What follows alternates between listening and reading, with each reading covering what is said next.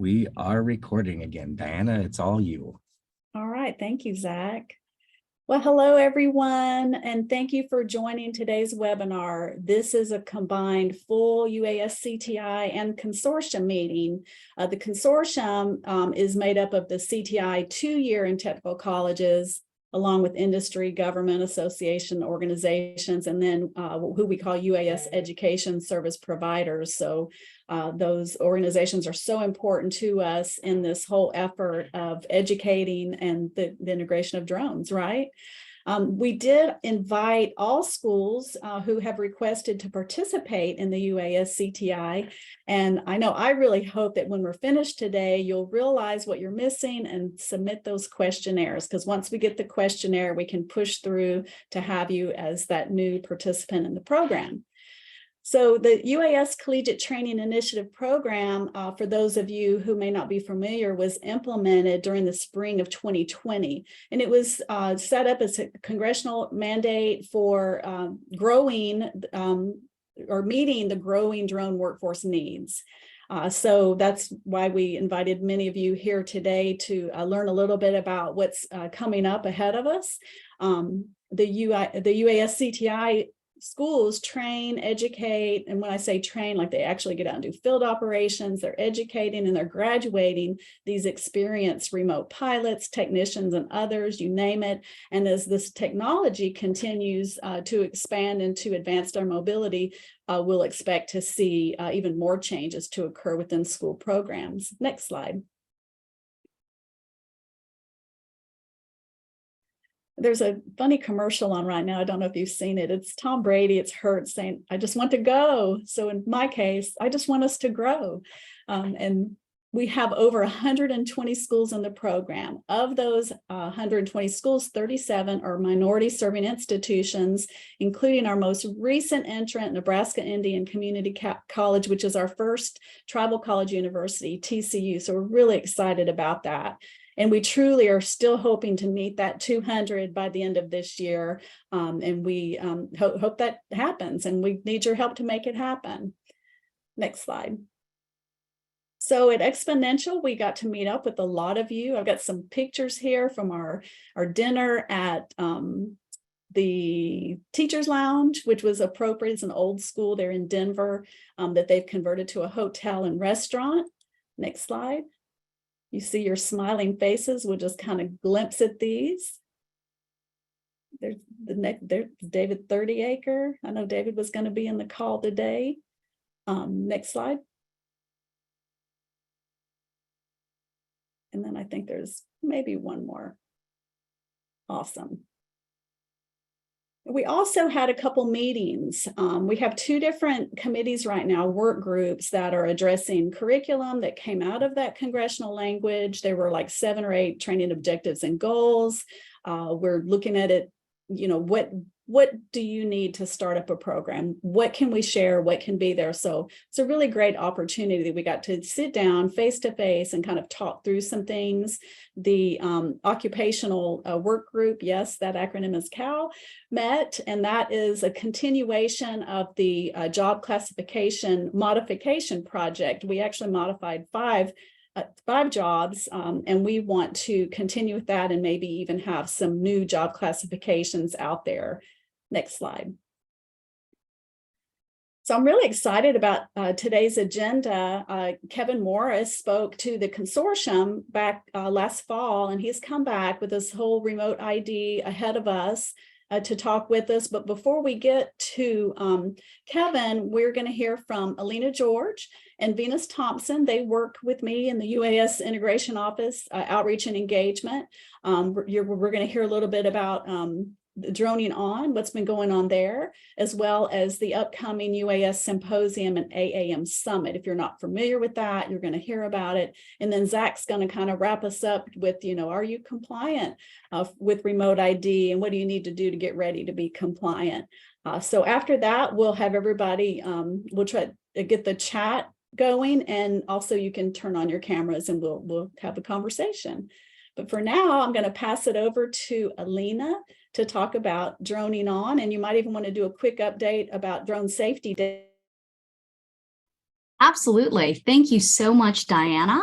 And it is a pleasure, as always, to be here with all the UAS-CTI schools, the consortium schools, and all of those schools that are on this call who aren't part of the program just yet. We're really excited to have all of you here. So let me start with Drone Safety Day. So Drone Safety Day actually started in 2019. We've had a couple of iterations so far, and this has been our best one yet. Our 2023 message encouraged all drone enthusiasts to fly right. Those of you who participated last year will recognize this. And RIGHT is an acronym. It stands for Register Your Drone, Interact with Others, Gain Knowledge, Have a Safety Plan, and Trust and Train. So all of those letters are right. They're right there. We also had a couple of different areas that organizations and event organizers could consider for their events. We had events focusing on education, on economics, on equity, environment, and emergencies, which is really our catch-all for public safety. But we wanted to stick with all 5 E's. Kind of sounds like a drone if you say all 5 E's at once. And I've got some really, really great news. For one thing, we've got a permanent date. So Drone Safety Day is always going to be the last Saturday of April, forever moving forward. So you can start planning, well, now if you want, and go ahead. It's always going to be that last Saturday of April. This will help with consistency. We are going to be in the school year, so we make sure that all of the students will be able to participate. It is a Saturday, but we would love to have events in the week before and the week after. So if you aren't able to have an event on that Saturday specifically, please have an event before or after during the week if that is what works for you. And just a couple of numbers about Drone Safety Day. We had 45 individual events that were submitted to the NCAT event page. Those events were held in 19 different locations. 12 of them were Drone Pro events. And the FAA, we also had 2 events. One of them was actually held on Instagram. It was an Instagram Live, and that was on Friday, April 28th this year. And we had one concurrent with one of our droning on events. And that was actually on the Saturday, so the 29th. We were super happy and excited about that. And actually, speaking of droning on, if you don't mind going to the next slide, please. So droning on. Some of you have heard me talk about this before, but just in case you haven't, these are the events that we have been doing and conducting across the US at all 9 of the FAA regions. We did 4 last year, and we are getting to a number of them this year as well. We started with Droning On Eastern Edition, and that was held in Warren, New Jersey with Warren County Community College. Excellent, excellent event. These are all the ones that are coming up. And so if you are in these areas, we would love to see you. And for schools who are part of the UAS-CTI program, you're probably going to be hearing from Diana soon about actually participating and perhaps even being a speaker at this event, or one of these events. So up next, we've got California Edition. This is going to be July. It's actually the 21st through the 23rd in Fullerton, California. Droning On Southwest Edition, September 21st through the 23rd. Same dates, different month, at Northern New Mexico College in Espanola, New Mexico. We are having our very first Droning On with the tribal nation. So this is specifically the Navajo Nation. We are actually going to be in New Mexico on the reservation. We are working with their Division of Transportation. We are also going to be going to the Northwest Mountain Edition. Northwest Mountain region. We're actually coming to Colorado, Greeley, Colorado. This is going to be 5 through 6 for Droning On. And then on the 7th, we are going to be participating with Colorado State University in the Colorado Air Show. And finally, we've got Droning On Central Edition. This is going to be back where we started in the central region, except this time, instead of Omaha, we are going to Kansas State University. I believe it's pronounced Salina, Kansas. Somebody can correct me if you need to. But we're really, really excited about all of these events. And something that we have really learned from them is that people are interested in learning more about drones. I know all of you are schools, and so this is your bread and butter. But we are very excited to come out and actually have these conversations with people traveling the US. So thank you so much for those of you who have already participated. And if you haven't had a chance yet, take a look at these dates and locations, and please don't ever hesitate to email. You can, of course, email me personally. That's alina.c.george@faa.com or .gov, I'm sorry. Or you can just direct everything to Drone Safety Day. That's all one word, Drone Safety Day at faa.gov. All right, and with that, I'm going to turn it back over to Diana for the next portion. Thank you, Alina. We're looking forward to hopefully meeting more of you and have you participate. Next on the agenda, I'm going to invite Venus Thompson to join us. Venus works with me and Alina. She is at some of these events, and she is going to tell you a little bit about the symposium. Venus? Thank you, Diana. Hello, everybody. I hope that you can hear me fine. Some of you may have seen me hanging around the fringes with Alina and Diana at some of the Droning On events or some of the CTI discussions. And it is my goal to get to know you and your programs a lot better. I'm just kind of quietly trying to soak up all I can from these two remarkable ladies.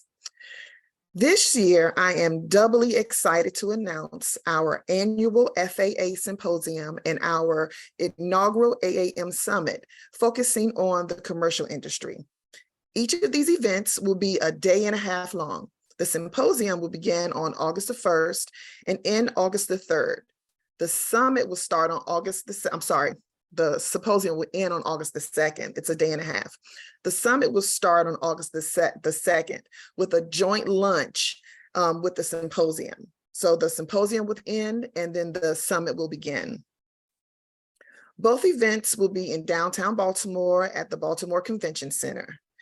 This year, we're having over 30 sessions. A few of the topics will include remote ID operational compliance. You'll hear a little bit more about that when Kevin gets on. Developing the drone workforce of tomorrow.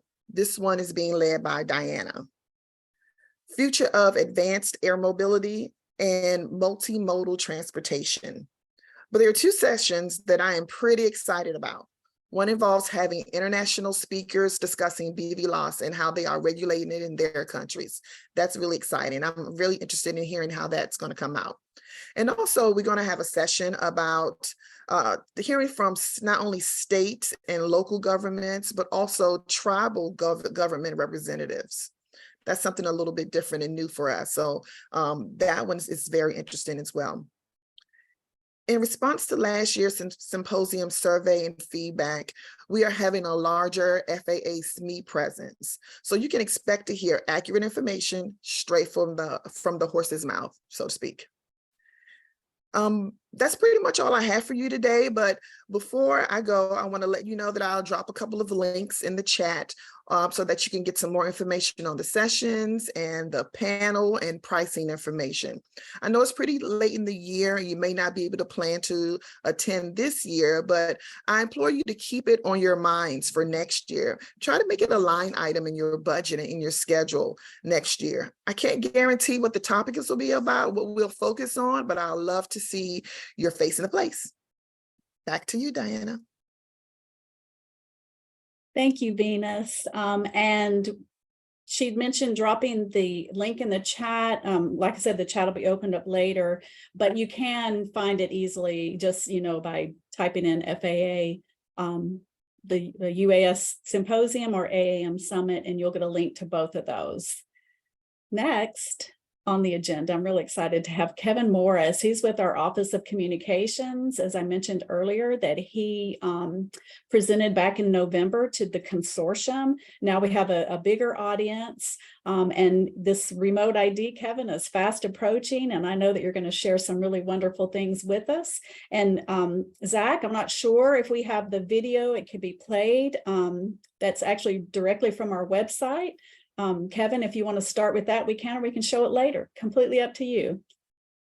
Well, it looks like that the video is going to be played here. So this be a good watch. Sure, it's about 3 minutes long. We'll all survive. Let's do it. I'm going to hit play here. Let me know or give me a nod or something if you've got audio, just so we can be sure. I know we've run into issues in the past. Not too long ago, flying drones and other unmanned aircraft seemed like something out of science fiction. But now, the future has arrived, and the number of drones, or unmanned aircraft systems, is steadily increasing each year. The FAA is committed to fully integrating UAS into our national airspace system. Remote identification of drones is a crucial component of these integration efforts.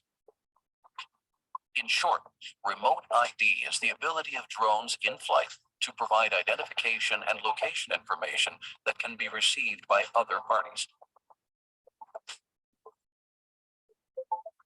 See how remote ID is helping to pave the way of the future and welcome the benefits these new entrants can bring.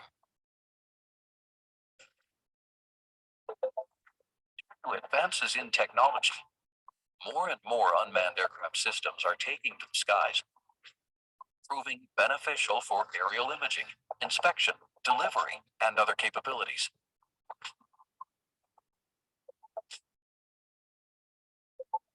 Moving forward, we want to be certain these unmanned aircraft are flying safely and within areas they are allowed to operate. Remote ID will provide information about drones while in flight, allowing authorized individuals to ensure the safety of our skies. And it lays the foundation needed to welcome more complex drone operations in the future. Here's how it works. In its most basic form, remote ID can be described as a digital license plate for UAS. To comply with remote ID requirements, a UAS must broadcast message elements from takeoff to shutdown, such as the unique ID number, location, and altitude of the drone, and its control station or takeoff location. If it appears to be flying in an unsafe manner or in an area they are not allowed to operate, authorized individuals from public safety organizations may request more information about the drone from the FAA. Remote ID is a publicly available broadcast from a UAS that can be received through applications for concerned members of the general public. Those authorized to request additional information may include aviation safety inspectors, law enforcement, and air traffic security specialists. Just as every driver on the road has a license plate, most drone pilots will be required to comply with the remote ID rule by fall 2023. Safety and security are top priorities for the FAA, and remote identification of UAS is an essential building block toward the evolution of UAS operations. The future is here, and with remote ID, we look forward to seeing it take flight.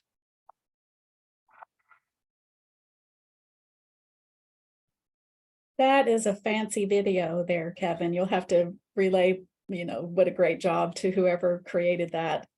I will pass along the kudos, and I certainly won't take credit for it because that, as you'll see in this next presentation, my design capabilities aren't that good, but I think it'll be something that'll help a lot of people when they come to our website. And so I appreciate you guys showing that video, and I'll pass that along, Diana. So I'm going to thank you for being here. Yeah, absolutely. Let me make sure I share my screen appropriately. Hopefully everyone's looking at the title slide. If not, let me know. But as Venus mentioned, we have our FAA Drone Symposium and AAM Summit coming up. I bet you one of the big topics we're going to have to discuss is remote ID, being that The symposium is going to be just about 5 weeks or so away from the compliance date. So what I wanted to do here with all of you is just walk through a bit of a refresher on remote ID, and then get into a little bit of FRIAs, talking about what they are, how do you get them, what they're not, and where we're at currently with FRIA application approvals. Now, that being said, I know our Q&A is open. I don't think the chat is, but the Q&A is, and I'm not going to pretend to be the smartest person in the room. We have some folks here that are on our call from the FAA that are experts in specific operations when it comes to remote ID and FRIAs. So if you have a really good question, send it in. They'll take a look at the question. If it's very technical or nuanced, they'll probably get it to one of our experts on the panel. If it's something that's maybe more globally, can apply to everyone, then I'll read it on the air, and I'll take my shot at it, or I'll bring one of our experts on to answer the question. So let's get going here. Just quickly talking about some dates. Most of these are in the past. We're really coming up to the very last date on there, which is September 16th, 2023. That is going to be what we call the operational compliance date for remote ID. In other words, anybody flying a drone that's required to be equipped with remote ID must equip their drone, start broadcasting with that equipment on September 16th, with few exceptions, in order to keep flying. So we've moved through sort of all these benchmark dates when it comes to remote ID, and now we're getting into, well, really the compliance date. So why are we doing this? Well, if you haven't had a chance to read through the final remote ID rule in the preamble, don't blame you. There's quite a few pages there, but really what we're looking at doing is keeping our national airspace system safe and secure, but it's also really about building this up, where we're trying to get to. We've done a fairly decent job. I'll take the criticism here or there of integrating drones safely into our national airspace system, or NAS, but we need to keep going forward. You know, when you talk about things like routine package delivery or normalizing beyond visual line of sight flying, that's not going to happen without the ability to ensure the safety, security, and efficiency of our airspace system. So really, remote ID is just this next incremental step towards the future integration of drones. Whether you like the description or not, you saw it in that video, but remote ID in a lot of ways can be thought of as a digital license plate for your drone. I've heard a lot of people that don't like that. I think in terms of explaining how the concept of remote ID works, it's pretty good. So who needs this? Who needs this digital license plate? Well, in the simplest way, if your drone requires FAA registration. I'm very careful to say FAA registration because there are some states that require different registrations for drones and aircraft. But if it requires FAA registration, then you're going to need to equip that drone with remote ID. So then the question begs, which drones require FAA registration? Well, if you're flying a drone under Part 107, the answer is easy. It's every one of them.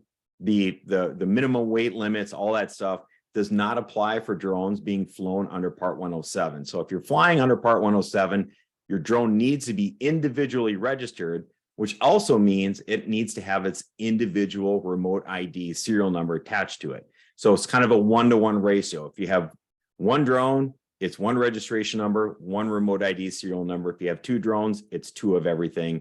It's a 1-to-1 ratio. For the recreational flyers, either the Section 44809 people, which do include a lot of educational institutions, if that drone weighs more than 0.55 pounds, about 250 grams, then it requires registration. That's probably not news to anyone here, but since it requires registration, it will also require remote ID. Now, there's some differences with 44809 registrations, meaning that it's not really a 1-to-1 ratio. If you've flown under 44809, if you've flown as a rec flyer, you know that your one registration number is valid for all those drones. Remote ID will work somewhat similar to that. There are some nuances we'll talk about, but essentially it's a one-to-many. And most of the time with recreationally flown drones, we'll be talking about broadcast modules. So we'll get into that a little bit later. But that's where the registration requirement drives the remote ID equipment requirement. So kind of keep that understanding here as we move through the rest of the presentation. Now, when we get into equipping with remote ID or complying with the rule, there's really three ways to do it. That's going to be what we call a standard remote ID drone. This is a drone that's created, manufactured with remote ID capabilities baked into it, if you will, or built into the drone itself. That's a standard remote ID. So those drones that you're buying off the shelf, if they don't have it now, production cycles, you'll eventually, all those drones will be having standard remote ID. The other option is you have a drone now or a drone that's not remote ID compliant, or you build drones. Their option to comply is done probably through a broadcast module, which think of it as an aftermarket attachment add-on, or you can fly in, which we're going to talk a lot about here in just a few minutes, an FAA recognized identification area. I know that's at the top of a lot of your minds, so I promise we're going to get to that. So let me just break it down a little bit further so we have an understanding of what we're talking about here. A standard remote ID drones, like I mentioned, are built by a manufacturer with remote ID equipment baked into the drone, if you will. It's not an add-on component. It's just you buy the drone, it has remote ID built into it. The message elements, so what a remote ID, a piece of equipment, whether it's a broadcast module or a standard remote ID, are pretty similar. There's a couple of differences here. So I'm going to point those out. For one, with standard remote ID, it's going to broadcast not only where the drone is, but it'll broadcast where the control station is. So wherever the person is holding the control station, that location will also be broadcast through the remote ID information distribution. It also has an emergency status associated with it as well. When you're operating a standard remote ID drone, other than the rules themselves, so Part 107 or perhaps 44809, there's no additional requirements that you need to comply with. So it's if you're flying a standard remote ID drone, you can operate beyond visual line of sight with the appropriate waivers. You can operate over people with the appropriate authorizations, all that type of stuff. There's no associated additional operating limitations through a standard remote ID drone. A little bit different for the aftermarket add-on or the broadcast module. These are ones you can purchase separately, add to your drone. They're really designed so that the thousands, hundreds of thousands, dare I say, or millions of drones maybe that be out there in the US don't turn into paperweights. So remote ID broadcast modules is there to help solve that issue.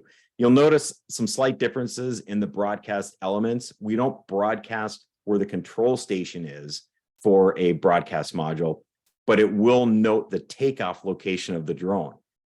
All things being equal, I'd like to think that the drone is taking off somewhere near you so that you can see it before it goes up and identify any hazards that might be in the area.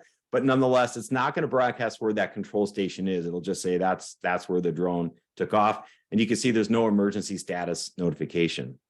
One thing, though, in italics at the bottom, you'll note that with broadcast modules, it has to be flown within visual line of sight.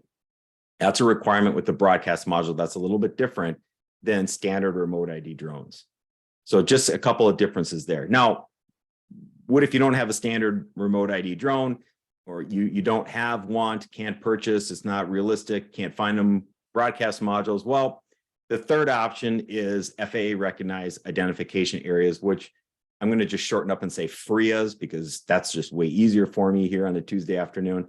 FRIAs are, in all essence, a two-dimensional location. And I emphasize that because they're different than fixed flying sites. We're going to get into a little bit of that later, but it's a two-dimensional location. This is a location that's on the ground. When you do apply for a FRIA, and if it's approved, that approval will be valid for 48 months, unless you renew it for longer or you tell us you don't want it anymore, or the FAA has some other reason that we need to take it back or not allow that FRIA location to exist. We can terminate that, you can terminate that, but generally speaking, they'll last for 48 months. But again, two-dimensional location. Now, checking to see if your drone is already remote ID compliant or a drone that you want to buy is remote ID compliant. Footnote, don't rely on packaging or marketing to try to sell you a drone that says, hey, this one's remote ID compliant. Always check. And the way you can check is our Declaration of Compliance website. What this website does is it lists all the drones that the FAA has accepted as being in compliance and all the broadcast modules that the FAA has accepted as being in compliance with the remote ID broadcast requirements. So not getting it too technical on it, but anything that's on our declaration of compliance list on our website, we can post that link into the chat, give you that link later. Anything that's listed on there, we have determined has met the means of compliance requirements, and we've accepted the declaration of compliance that this drone or this broadcast module is remote ID compliant.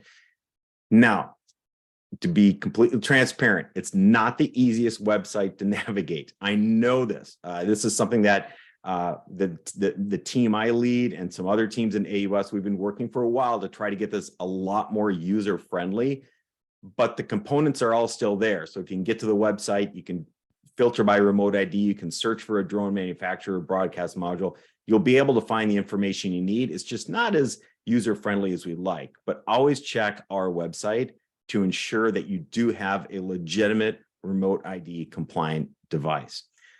Once you do that, you will need to update your registration. So that is done normally through Drone Zone. And if you might have a paper registration drone or a Part 47 drone, that might be something we can talk about a little bit later, but most everyone is going to have a drone that's registered through Drone Zone. If you haven't gone in your registration lately, you'll notice something new. It's going to have remote ID information in there where you can put in a remote ID module, the serial number, and you can tie it to either a specific drone or drones in your inventory if you're a recreational flyer and you have more than one attached to the registration number. But that is a critical step in complying with remote ID. So wait a minute, after September 16th, if I have a compliant drone, but I haven't updated my registration, am I compliant with remote ID?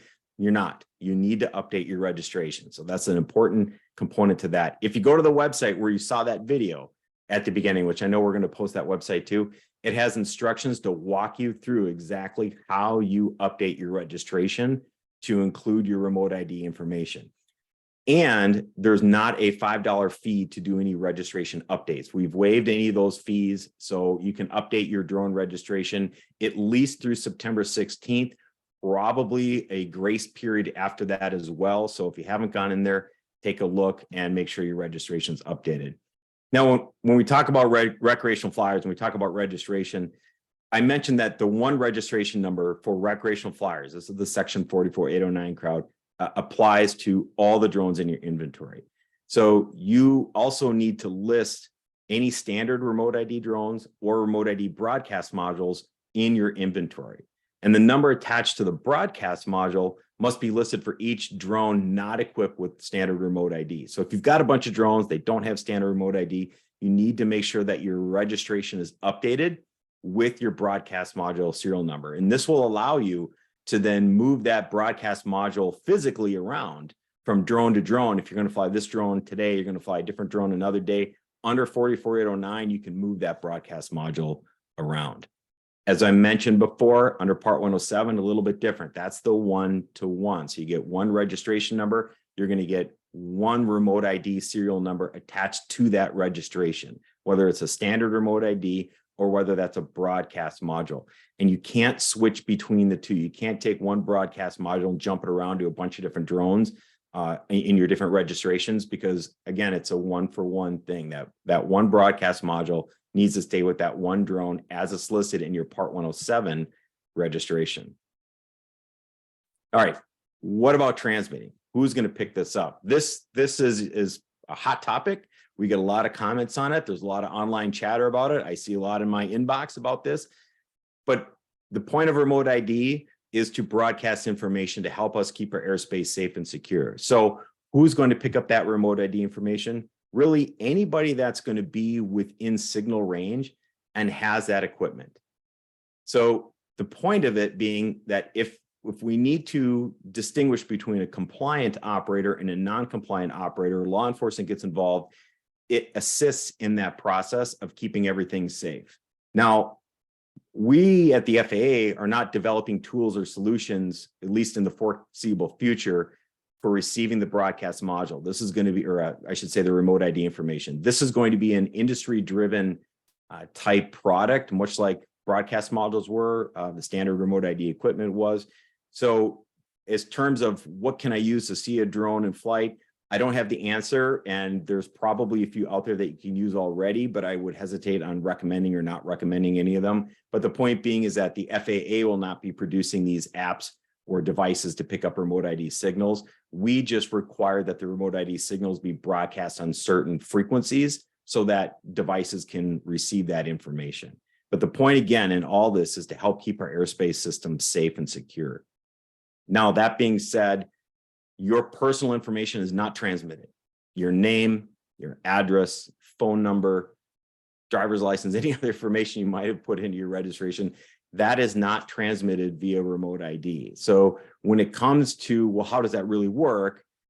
There's an ID serial number attached to your remote ID equipment. That's the number that law enforcement or FAA personnel can track back to our system and provide that type of information to authorized parties. So your neighbor or some person driving down the street, they might be able to see your remote ID serial number if they've got the equipment, they're within range or everything, but they won't know who you are. They won't know your name. They won't know your address, nor will they be able to get that information. They won't be able to email the FAA or go to a website and say, I want to correlate this remote ID serial number to this individual.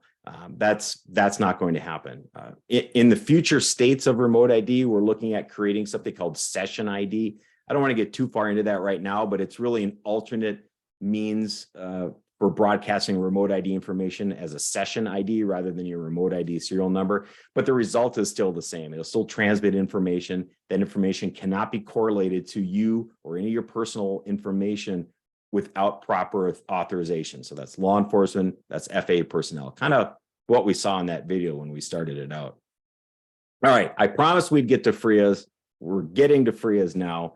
So what are we talking about here? Well, these are going to be locations where, as many of you probably know, you can operate drones that are not equipped with remote ID, whether that's a broadcast module or a standard remote ID drone as well. They can be located, I'm going to probably get hammered for saying this, just about anywhere, technically. Realistically, they're not going to be located just about anywhere. There's certain requirements that we need to look at the FAA side, where we look at these FRIA locations and we evaluate them before approving them. There are some requirements, though. If you're going to be operating in a FRIA, you have to be flying visual line of sight. BVLOS does not work if you're going to enjoy the benefits of a FRIA. Additionally, both the person flying the drone, i.e. the operator, and the drone itself must remain within the lateral boundaries of that FRIA. And I use the term lateral because if you think back, I mentioned two-dimensional location. FRIAs are two-dimensional locations. So we were talking lateral boundaries, physical locations on the ground. And again, they're valid for 48 calendar months. They're renewable, but that's where a lot of people are looking to, especially on this call, get established right now. So I'm going to do a little bit of focusing on this. But before we get into how did that application process work, where are we at, I want to clear something up because this is a huge source of confusion. Not saying for you folks here on the call, but just in general, even as some folks within the FAA. We have FRIAs and we have fixed sites, and they're two completely different things. And if you can remember anything from what I said in the last 10 minutes or what I'll say in the next 5 or 10 minutes, remember that FRIAs are not fixed flying sites, and fixed flying sites are not FRIAs. All right, now you can tune out, log out, because you heard really the most important piece of my whole show. But let's get into this a little bit more. So you can see on your screen some of the differences between the two. Mainly speaking, fixed flying sites exist for airspace authorization purposes. So that fixed flying site is in controlled airspace and it needs an FAA airspace authorization. And instead of requiring everybody flying there to get their own LANC authorization, there can be an agreement made with air traffic control to say, hey, if you stay within this 3-dimensional cylinder, if you will, most of them are round in shape, you do not need to submit individual LANC authorizations. You can just treat that as a standing airspace authorization, if you will. That's not what a FRIA is. So FRIAs, again, are two-dimensional. They are not airspace authorization related. They are equipment related. These are locations where certain equipment that normally you'd be required to have on board your drone is not going to be required there. So that is a key component. They're very, very different. And I've got some slides here. I think after this one, you're going to witness my PowerPoint design skills in full effect. So yeah, brace yourself. But when we're talking about FRIAs, we're talking about fixed sites. You can have a FRIA all on its own, just sitting out there in the countryside, all on its own. You can also have a fixed flying site all on its own, sitting somewhere within maybe 5 miles of another airport or some other controlled airspace. You can have that all on its own. And you can have both of them at the exact same location. So they can be combined with each other in terms of where they exist, but they are not combined in terms of what they do. FRIAs and fixed flying sites are separate. FRIA, equipment; fixed flying site, airspace authorization. Behold my PowerPoint design expertise. So I'm going to walk you through a few slides here, and then we'll pause for some questions. But as we go through the next slides, I want you to take a look at this beautiful PowerPoint design you see on your screen here. The red area, we're going to say for the purposes of this discussion, is locations where remote ID would be required, meaning almost all the United States is going to be in a red area. I mean, you're going to need to broadcast remote ID, because remember, remote ID is not tied to a location, it's tied to your drone and the registration requirements. So just about everywhere you have to have remote ID. I put a fixed flying site in green. So there's your 3-dimensional cylinder. And I put a FRIA location in, I don't know, purple, terrible colors, but purple, which as you can see underneath that green cylinder, you've got that purple ring kind of around those 2 remote controlled runways, if you will. So keep that in mind. You got the flying site, you got the remote ID requirement everywhere, and you've got the FRIA. So let's talk a little bit about how this works. So the first scenario here, you've got the operator and you've got the drone. So in this case, the operator is inside the FRIA area and the drone is inside the FRIA area and the flying site area. So in this situation, you would not need an individual airspace authorization because you're within that flying site. Your drone is within that flying site. And you would not need to have remote ID equipment on board because you and the drone are both within the lateral boundaries of that FRIA location. So you and the drone are both within the boundaries. Let's say you step outside the FRIA location, but your drone is still in there. Your drone is still, above the circle on the ground, if you will, that purple area. So you're outside the FRIA, your drone is inside the lateral boundaries of a FRIA and within that cylinder. So in this situation, airspace authorization would not be needed because your drone is within that green cylinder. But because you stepped out, because both you and your drone are not in that FRIA location, remote ID would be required, even though it looks like the drone is within, or I should say above, that 2-dimensional circle on the ground for your FRIA location.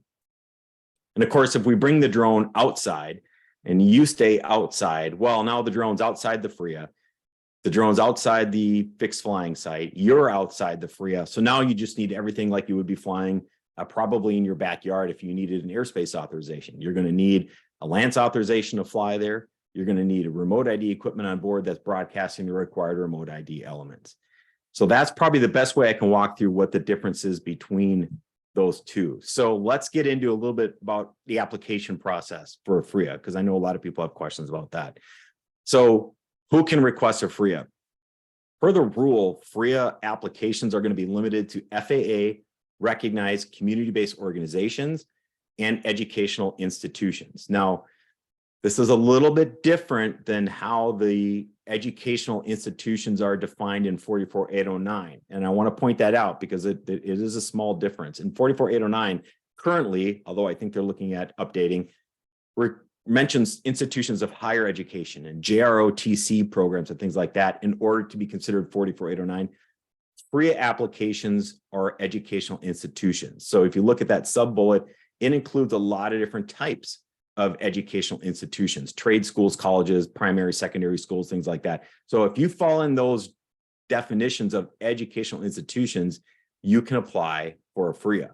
When you do, the FAAs can consider a bunch of things. I just highlighted some of the things here. They're going to take a look at the airspace surrounding the area you want to operate the FRIA. They're going to take a look at whether or not that FRIA would affect the safe or efficient use of that airspace by other aircraft, whether participating or not participating. To look at the people on the ground. What is the FRIA around? Does it encompass roads, buildings, other types of infrastructure, busy areas, things like that? How close is it to another FRIA?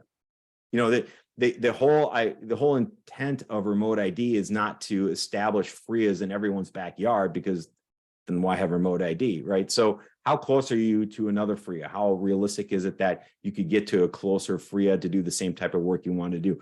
All of those things are part of the overall decision-making process when it goes into a FRIA application. So how do you apply? I can't stress this enough. Read the advisory circular, read 89-3 and read it again. It might take a couple times to read through it. We don't create advisory circulars to keep ourselves busy. They're actually very difficult to write. I've written one, I know, but please start there with that advisory circular and then go to the Drone Zone website, because the questions you're going to be asked, you're going to create your account, you're going to do all those things, adding a service, adding a FRIA service. You'll be much better positioned to have a successful application if you read through that advisory circular. Now, are we going to publish that FRIA for everyone to see? Yes. Yes, we will. They're going to go on our FAA's UAS data delivery service, the UDS website. This is what drives a lot of our UAS service suppliers and their maps, but you can get online, you can see it. The one I have on screen there, that's not a FRIA location, don't freak out. That's a fixed flying site, but I wanted to show you an example of, yes, we publish these on our UDDS website. But now what if that FRIA is on private location, private property? Do I have to give other people property access rights because my FRIA application was approved on my private land? No, you do not. So the FAA, by establishment of a FRIA or approving your FRIA, does not require you to grant the public access to your property. That's another question we see quite often. All right, so great, FAA. That sounds great, Kev. Thanks a lot, buddy. What's up with my FRIA application? Well, we're currently right around 14 applications approved. They are a mix of FAA-recognized CBOs and educational institution applications. We also have quite a few that were denied for a variety of reasons. Some of the most common ones you see on the screen there, that the boundaries encompassed public roads or public buildings or public parks, where that, again, the safety and security element of people on the ground come into play. So keep all that in mind when you're looking at establishing where that FRIA location would be. Don't ask for the moon, thinking that we're just going to scale it down for you. Ask for only what you need. The more precise you're asked, the more likely it is that we can review your application quickly. So you mentioned quickly, Kevin, how long does this take? It's an ongoing process. I don't want to quote a time because I don't want to be quoted on that later, because it's still ongoing. But the good news here is that the team that does these reviews, they're adding some additional personnel. They're looking at changing some of the processes. There's some things that we're making more efficient. So that should, in the next coming few weeks or maybe a month, that will shorten the process time down before that September 16th deadline. Keep fingers crossed. But if you do have specific inquiries, either about your application or something about the FRIA process, don't just write an angry post on Facebook or Twitter, or maybe Threads now if you're super cool. Use our email address, fria@faa.gov, and send your request there. They'll be better able to help you out, but please be patient. Give us a couple days at least to respond. You're probably not the only one who wants a FRIA. There's many applications we have and probably many questions right now.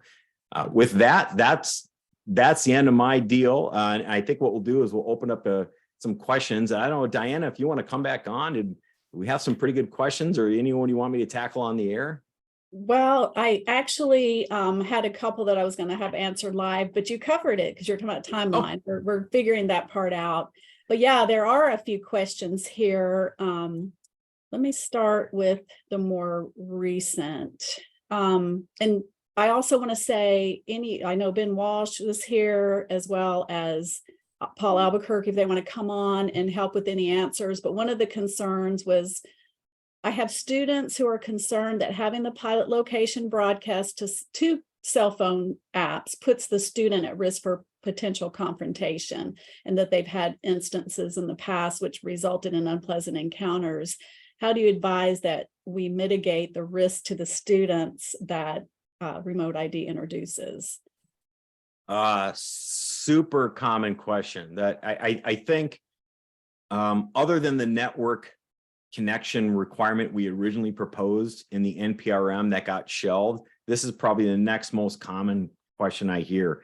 The answer isn't simple necessarily, and it's not going to be, well, we'll just we understand that we'll take that element away.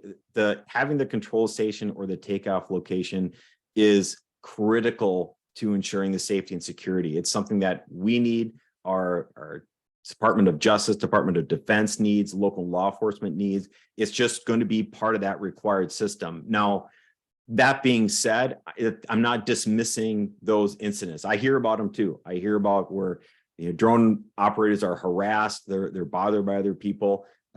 On the FAA side, we don't really get into dealing with that type of harassment. My first response is probably what you can imagine, which is if you're being harassed, call law enforcement.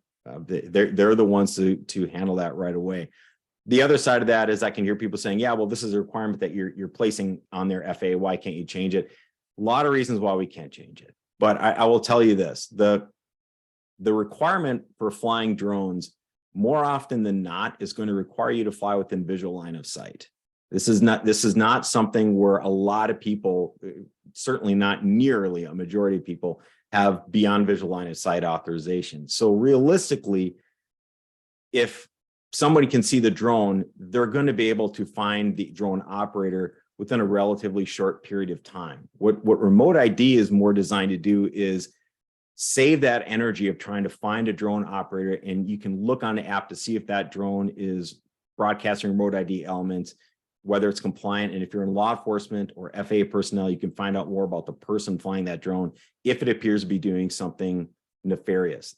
It doesn't change any of the rules against shooting down drones or physical intimidation or harassment, which are handled, of course, at the local level, but it's certainly something that we're aware of. I recommend, just from a personal recommendation, be always aware of the area you're operating a drone in, whether that area is safe or not, whether or not maybe you want to have law enforcement involved ahead of time. For most recreational flyers, I think you're going to be in areas where drones are usually operating more often than not. Really, the concern I hear is a lot more from the commercial operators, where they're out in the field, they're in locations where people aren't used to drones. So I always recommend trying to do as much engagement education as you can in the area as you go out, and make sure people are aware of what you're doing and why you're doing it. Because a lot of times these confrontations come because people just don't understand what you're doing with the drones, and they immediately think of terrible things instead of all the positive benefits we know drones can bring. All right, and we have, again, our experts are jumping in there and answering some of your questions. One of the questions that came up, I see Zach Nicklin has his hand up, so he may want to jump in here and ask a question too. But before that, Zach, someone asked, so you mentioned that 14 have been approved, but do we know how many have actually come through? I'll pass it off to Ben or Paul as they have more visibility into the actual application queue. Ben or Paul, do you want to hop on and see if you can just throw an estimate or roughly a number of how many free applications have come in? Hey, Kevin. Yeah, I can give a rough idea. Don't quote me on the exact numbers, but I think today we have about 1,500 applications for FRIA. And I think, as you put in your slides, as of this morning, 14 had been officially approved. So yeah, that's the latest numbers. Okay, a decent amount for sure, right? Oh yeah, a very healthy amount, and just so you know, I mean that sounds pretty skewed, right? We have 1,500 applications and 14 approved, but just for everyone's awareness, one part of the FRIA approval process is to go through an environmental review. And we just recently, I think as of last Friday, signed out a programmatic environmental assessment, which allows us to basically formally make those environmental decisions. And so 14 is basically what's happened in the last couple of days. So the bottleneck is finally broken, and I think you'll see a lot more approvals in the coming days and weeks. Excellent. That's really good news. Thanks, Paul. Yeah, that is good news. I know Andrew Jacobson asked about, can a single FRIA include multiple locations? I know there was a similar question because he was thinking of a couple locations in proximity to each other. I do think you covered that well, but you may want to address it a little more. And he was talking about needing 2 locations, as otherwise a state road bisects their campus, and they'd like the ability to fly in locations on either side of this road. And I know another question that came in about, the entire campus, and when I've sat in on meetings, if you all would, Justin, Paul, while you're on too, you're welcome to address that maybe a little more in depth. Yeah, I think that's a really good question. It's a tough question. We've had some applicants who have situations like that where it's like two different fields on either side of the campus, or like you said, it's bisected by a road. I would say, in general, it's better for us to fully understand the ask. And what I mean by that is, if you explain why you're applying with an application where it overlaps a road, for example, or some public buildings in the middle of the area, then I think the analyst can make the best decision. So my recommendation would be either one, to email the address Kevin listed in his slides, fria@fa.gov, if you have one of those more complicated situations. Or if you want to just put in the application, I would highly recommend in the purpose and needs statement, that's a free text field that's part of the application, really highlight why you have an area like that in your FRIA, and how you're planning to mitigate. So, just as one example that I've seen in some applications, there's a parking lot that's within the FRIA, and people often say, oh, we have a controlled area and we cordon it off when we're doing drone operations. So, although it may look like a publicly used parking lot, we have these mitigations in place to prevent any issues with, the public being there when we're operating drones. So if you kind of provide that information to provide our analysts more insight into what's going on in the purpose and needs statement, that really helps them as well. But those types of questions, they're definitely corner cases we've seen before. And so either providing it as part of the application or shooting us an email is the best way to work through those situations. Yeah, I think that's really good advice, Paul. And it almost sounds waiver-like in the process, where if you have a situation that's relatively unique, let's say you have that public road intersecting the field or the location you want to fly sort of in between or whatever, and you're applying for it, don't just say we won't fly over the road if there's cars, or we won't allow our students to fly over the road. Say how you're going to do that.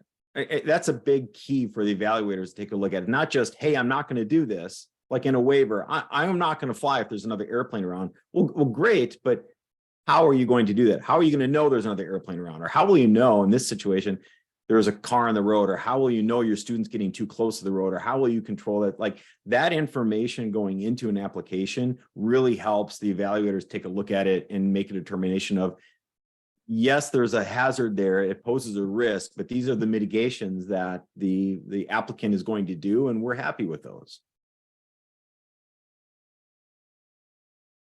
So Kevin or Paul, I'm going to jump in here for a sec with a question. You had both mentioned public roads, public buildings, things like that. I know, at least, here in Minnesota, we've got 32 public colleges, and they're public buildings at the end of the day. So we wouldn't be able to have a FRIA, on some of our property, especially because one of the things that we do teach is how you go and you do inspections, whether it's thermography or 3D modeling, from these buildings. So what's your advice for mitigations on that and being able to get that through? Yeah, we have seen some of those applications as well. I would say, one part is to try to, for a generic FRIA application, I would say where the curriculum doesn't require the public buildings to carve out, as Kevin said, don't ask for a really big area. Try to be as focused as you can on the specific field or area of the campus where you're actually planning to do your drone operations. So, to minimize the footprint and the less impact to public areas. But if the central mission, so to speak, of that area is to really, teach how to do building inspections, for example, and you have specific buildings where you're going to be flying near, and that's part of the curriculum, then I think, going back to that purpose and need statement, just really articulate that as being the reason why you're applying for the FRIA, and again, how you're planning to mitigate any potential issues that may arise as a result of doing those types of operations. Because I think, those situations are really a judgment call. So the more information we have and our team has, the better decision they can make. Thank you, sir. Yep. All right, we have a lot of questions coming in, and for the sake of time, we'll go through a couple more, and then Zach's going to come on and talk about compliance and broadcast modules and such. But I'm going to throw this one out there with the scarce availability of viable, affordable broadcast modules, because I know that is a concern, as well as DJI's public announcement as of December 2023 firmware update, later than that September compliance mandate to a large number of their non-compliant aircraft. What are the real chances of a deadline extension similar to what we saw with the manufacturer compliance? You knew that one was going to come in, Kevin. Right? Listen, not only did I know that one was going to come, I had the exact same question about 3 weeks ago when I was on a call with our attorneys from our general counsel here in the FAA. So when we do, so everybody understands what happened last September. Last September was the manufacturer compliance date, meaning that any drones that were produced, or any manufacturers producing drones to be sold in the United States, had to start building them with standard remote ID at that date. Obviously, there's time for production cycles to get through, but they had to start building them then. Based on a number of different reasons, it was clear that a lot of manufacturers who in good faith were really trying to make that happen, it just wasn't happening. Our general counsel decided to do what they call a letter of discretionary enforcement. We didn't push back the compliance date. The compliance date was still, for manufacturers, September 16th of 2022, but it allowed the FAA to use discretionary enforcement. I'm trying to be very careful with my words here because I like my job, to decide whether or not, hey, somebody's really trying to work towards this. I asked the exact same question to our general counsel about 3 weeks ago, and the answer I got back was no. There was no intention at that time. Lawyers can always change their mind, but there was no intention at that time to offer discretionary enforcement for the September 16th, 2023 compliance date. So the short answer is no, there's no intention at this time that I'm aware of to offer that discretionary enforcement. But we also are looking at some of the issues that have been brought up. Supply chain. Not all sectors have completely recovered from the pandemic and the supply chain elements. Some of the development's not quite there. They're more expensive than we anticipated, or they're larger than we anticipate. All that has to factor in before our general counsel would make a decision on that. But as of today, as I'm speaking right now, there's no intent to offer that in discretionary enforcement past September 16th. Okay, so what I'd like to do, let's go ahead. Zach's going to come on. I just sent a message out. I'm pretty sure we can capture all of these questions. And what we'll do, we will not ignore your questions. Those of you who know me know that I'll make sure we get an answer. And if they're not answered by the end of the webinar, which will end soon, we'll send you a message. We have your email addresses, and we will send out messages with answers if that's good with all of you. And Zach, let me do a couple of things here. First off, I want to say thank you to the National Center for Autonomous Technologies, NCAT. They are the repository for the Collegiate Training Initiative Program. They have been wonderful working with us. That was our host for Drone Safety Day this year, and just cannot say enough goodness about what they do for us. Zach Nicklin is our point of contact. NCAT is at Northland Technical and Community College in Minnesota, and he is the co-chair of the consortium. Again, the consortium are the 2-year technical colleges, and then many of you participate in meetings. So with that, Zach, if you'll come on, he can talk a little more than what we at the FAA, because we don't endorse, but he did a little researching to find out about those modules, as well as a couple other things that have been concerning to all of you that are CTI schools. Yeah, absolutely. Thanks, Diana. And I appreciate everybody sticking around a little bit just to hear me chat some more. But so you can see up on the screen here, remote ID compliant drones and the bolt-on modules or broadcast modules that Kevin and Paul were talking about. Obviously it's a relatively hot topic. We've got a list here of drones that have been approved. Maybe not all models are going to be compliant with remote ID. So you have to actually check the individual models that you have. And we'll get to the link to the website and take a look at that here in just a moment. But we do have these broadcast modules, and frankly, they're all over the place as far as cost goes. The something that you really want to keep in mind as you start looking at these is to, after you go to the manufacturer's webpage and you find something you think you like, go to the declaration of compliance page for the FAA and make sure that there's a declaration of compliance for the broadcast module or for the specific drone that you're looking at buying. Another big thing, DJI actually says they have 22 models that are compliant. I know some of their newer models, they were having some issues pushing out the firmware to make them compliant. So again, just make sure that you go and you double check before that September 16th date to be sure that they're compliant, and then make sure that you jump on the drone zone and update your registration as Kevin was talking about, to make sure that you are compliant with it. So we've got a couple of models here. Again, they're kind of all over the board. We even saw one that Diana found, that they advertised it at $39 for a bolt-on module, which sounds really, really acceptable.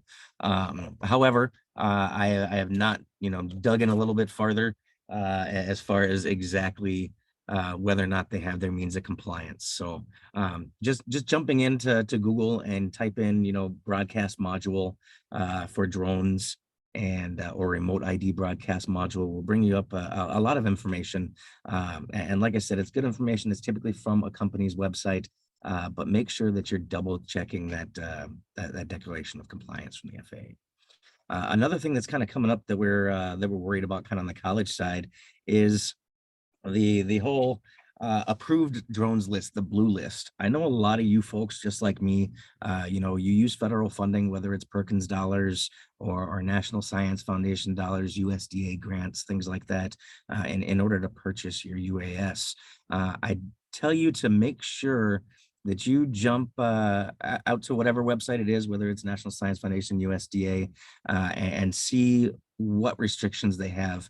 One thing to keep an eye on is if they say they're going to follow the GSA schedule or rules, that may be a flag for you to know that you probably should not be buying drones that are not on that blue list with that money. If you have an audit and something like that happens, it could wind up getting you in a little bit of trouble. Dinah was nice enough to go out and actually find some we found some drones that were on the blue list, and really we were looking kind of the price point of under $2,000, right? I know when we look at equipping a classroom, it gets really hard to do a classroom set of $20,000 drones. There's plenty of them out there if you want to spend the money on it, and a few of them are even blue listed. But with the list that you see here, the Parrot and Afi, the Drone Girl actually put out a really good article, and you can kind of see it down at the bottom here. There's a reference to it, but she's got a list of the best camera drones made in the USA. Of course, that's her opinion on it, so take that with a grain of salt, how much you trust her. But she usually does a pretty good job on her blogs and putting out some good information. And that was put out March 20th of this year. So it's relatively up to date. There may have been some changes since that article, but we do link it here. Speaking of the link here, this entire recording and the associated PowerPoints will be up on the NCAT website in the section that's laid out for CTI here. So we got the Parrot, the Skydio, the Skyfish M4. Looking under $1,000, things get really, really hard. And I know a lot of you folks, you're using, telos and co-drones and things like that in the classroom. The good news is a lot of those, they're relatively small, right? But when you start looking at like the Mavic Mini series, they're good enough to where you can fly them both inside and outside. So just make sure that whatever rules that you are purchasing under, that you look real hard on that. And if you don't see anything specific, reach out to whoever the administrator is for your grant and make sure that you know in black and white, what you're allowed to purchase and what you can't. I know different states are doing different things. Florida, for example, has gone through and requiring the blue list. And I think by the end of 2023 here, they're requiring any stuff not on the blue list to not be flown anymore. So again, lots of little bits and pieces that we got to kind of get straight, whether it's on the funding side or what drones to use, all that fun stuff. So again, take some time, ask some questions. The team that is on here with Diana Robinson and Alina and Venus and Kevin and there's a lot of FAA folks on here, so I'm not going to name them all, but they really know what's going on. Take the time, send out the email. There's the UAS help email. There's the FRIA email. And then of course, Diana and Alina are really great about giving out their own email and responding. So please use the resources you have to make sure that you are compliant and doing the right thing and teaching your students the right thing. One thing I wanted to take a second and share here is actually the website for the Declaration of Compliance. So I wanted you to be able to see here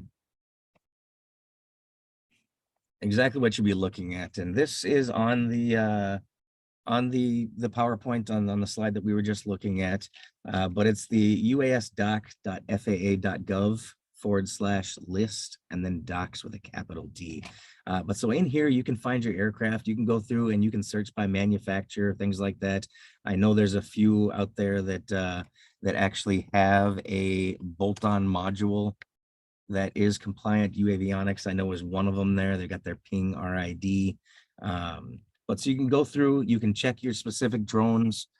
You can check the broadcast modules that are out there, look it up from serial number if you need to. But it's relatively usable.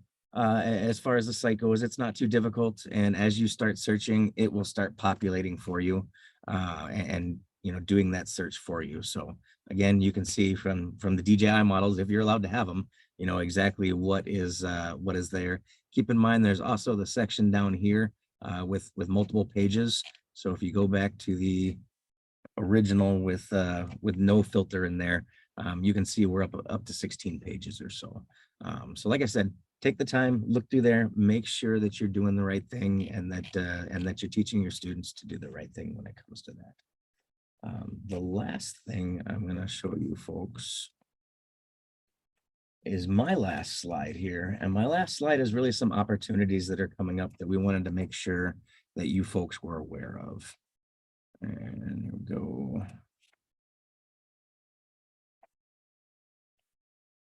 All right, so I got two things here that I wanted to bring up to the group. The very first one, and I know this is a short turnaround on this one, but underwater intervention. I had the ability to go to this conference back in 2020, just before the world fell apart. It was literally, I think, early February of 2020 down in New Orleans. And boy, there was a great group of people there that they're really focused on what they're calling the blue economy, right? It's the maritime systems. And I know a lot of you folks are actually doing maritime coastal work, some type of marine work, whether you're out there and you're looking at how erosion is happening on beaches, you're doing inspections with oil and gas equipment that could maybe port over to the offshore oil rig side. So if you've got any interest whatsoever in the maritime side of the house or things that you can do with UAS in a maritime environment, this conference is a great one to go to. You can make plenty of great contacts and learn a lot yourself. The reality is, and I think it's really cool, is that a lot of these underwater maritime systems, they're really close to UAS as far as some of the sensors they use, some of the way they work. So it's another thing that you can kind of put in your bag there. But they are looking for presenters for this upcoming conference. The deadline is July 15th, so you got about 4 days, but the good news is they just need an abstract of what you want to talk about before then. They are looking to add this UAS track as a part of it, or the Maritime UAS track. So I give you the information here of what the track is. So it's actually workforce development for the blue economy is the track that you'd apply for. They're looking for a few different speakers. If you need help, financial help to be able to get there, NCAT does have professional development funding, so we can reimburse you up to $1,000. It's just really, really easy to get that money there. But we'd love to see more folks at that. We'd love to see kind of, cross industry talk and collaboration. I think it helps us all. So the last one is we've got an upcoming opportunity. This one's a little more abstract at this point. We're working on a process for taking applications for it. But essentially it's an experiential learning experience to where we take educators and some of their students out to a mine. And so far we've done one in Utah, one in Arizona, and one in California. And we take students out with a hyperspectral camera on a drone. And it's a really nice camera that they go out and they learn actually how to use it and how to look and identify geological features through hyperspectral imaging that would point to signs of rare earth minerals and other valuable metals and minerals and things like that. So you actually go out with some great folks from the Colorado School of Mines, and then some of our folks from NCAT that'll help you along, get you all caught up to speed on how you use the specific drone and the camera. It's helpful for your students. All expenses are paid. So like I said, we're working on a process for accepting applications for that. And as soon as we have that process in place, we'll of course be reaching out to the group and really look for more students to come out and kind of expand their portfolio, expand the knowledge of educators so you can bring some of that knowledge back into the classroom. And here we are with, any other questions? I see we've got a few open ones. Mike, that's awesome that you operate USVs and ROVs. Please take a look at that underwater intervention. I think that'd be a good fit for you. So, all right. Yeah, this was great. And I want to point out that the entire webinar was recorded and it can be found on the NCAT site. Once it's published, the presentation that Kevin did earlier, the slide deck will be on that site, and I'll send out to everybody the follow-up, if that sounds good with all of you.